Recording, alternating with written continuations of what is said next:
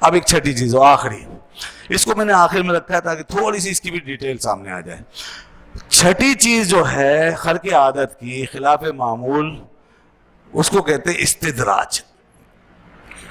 اور یہ استدراج جو ہے نا، یہ ظاہر ہوتا ہے ان لوگوں کے ہاتھوں جو شریعت پہ نہیں چلتے، اگرچہ نبوت کا دعویٰ بھی نہیں کیا انہوں نے، ہیں مسلمان مگر بے عمل ہیں، بے عمل ہیں. یہ اب جعلی پیروں کو دیکھ لیجئے، جعلی 2 نمبر پیر، الٹے سیدھے عامل، یہ بابے اور یہ بہت سے چھو منتر کرنے والے، داڑیاں غائب، یہ بال لمبے لمبے، شریعت کا پتہ نہیں ہے، دین کا پتہ نہیں ہے، بیٹھے ہیں بابے بن کے. اور پھر اس کے بعد وہ کوئی پھونک مار رہا ہے، اس کا یہ کام کر رہا ہے، وہ پھونک مار رہا ہے، اس کا کام کر رہا ہے، کوئی پانی دے رہا ہے، اس کا کام ہو رہا ہے، کوئی دعا کر رہا ہے، اس کا کام ہو جاتا ہے. ہو جاتے ہوں گے پتہ نہیں، واللہ عالم. وہ اس پہ تو بہت چلتے ہیں، نیٹ پر اور اس پہ فیس بک وغیرہ پہ بہت چلتے ہیں، کلپ بہت بے شمار بنے ہوئے ملیں گے. وہ پتہ نہیں کیا حقیقت کیا نہیں. چلیے مان لے ہوگا، آپ نے جا کے دیکھا بھی ہوگا، چلیے ہوتا ہوگا، لیکن اگر شریعت پہ نہیں چل رہا، وہ اس کے سنت کی اتباع نہیں ہے، شریعت پہ عمل نہیں ہے، تو یاد رکھیں یہ کرامت نہیں ہے، یہ کرامت نہیں ہے، یہ کرامت نہیں ہے. کرامت تو بہت اونچی چیز ہے. معونت جو ہم نے مومنین کے لیے مانی تھی نا، عام مومنوں کی، یہ وہ بھی نہیں ہے. ایک فاسق و فاجر کے ہاتھ پر یہ چیز ظاہر ہوئی ہے، ٹھیک ہے، ہونے دیں، مگر استدراج سمجھیں، استدراج سمجھیں، اس کو کرامت معونت نہ سمجھیں. اور جب کرامت و معونت نہیں ہے، اور اسی لیے نہیں ہے کہ ہم اس کو کوئی صحیح نہ سمجھیں، اس کو کہیں سے بھی صحیح نہ سمجھیں، اس کی بات کو حجت نہ سمجھیں، اس کے عمل کو دلیل نہ بنائیں. اگر دیکھیے یہ فرق اس لیے رکھا ہے کہ اگر ایسے لوگوں کی چیزیں کرامت سمجھی جانے لگیں تو پھر ایسے لوگ دلیل بنیں گے، اور دین سارا سب کا سب بدل جائے گا، اور جو کچھ یہ کر رہے ہوں گے بے عملیاں، وہ دین بن جائے گا. اور دیندار لوگ پھر کیا کریں گے؟ وہ کس چیز پہ چلیں گے؟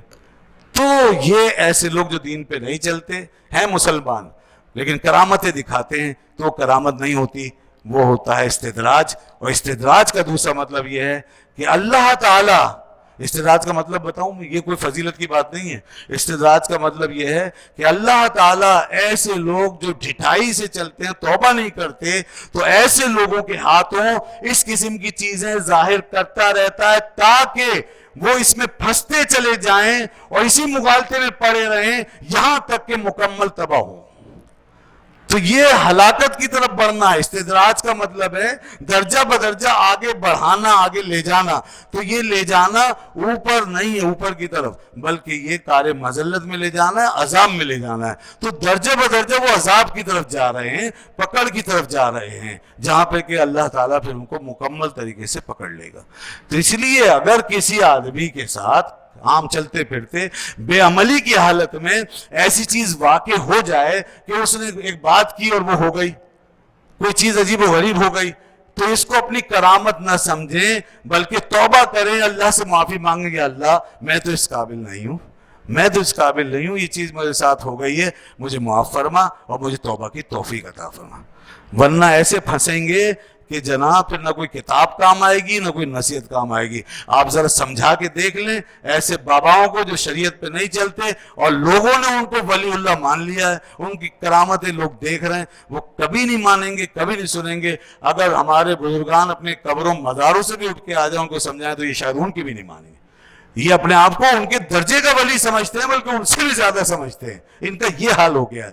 اس لیے دیکھیے گمراہی کی مول لگ گئی ہے ایسے لوگوں پر، اور جو لوگ ان کے پیچھے جا کر کے اس ہوش فہمی میں مبتلا ہو رہے ہیں وہ بھی گمراہ ہو رہے ہیں. قطعاً نہیں، دین اور شریعت کے ساتھ ہی ساری چیزیں طے ہوں گی. اور اگر دین شریعت نہیں ہے تو پھر کرامت نہیں ہو سکتی، معونت بھی نہیں ہوگی، بلکہ استدراج کہلائے گا، دھوکہ کہلائے گا. اللہ تعالی ہمیں اس قسم کے شر سے محفوظ رکھے.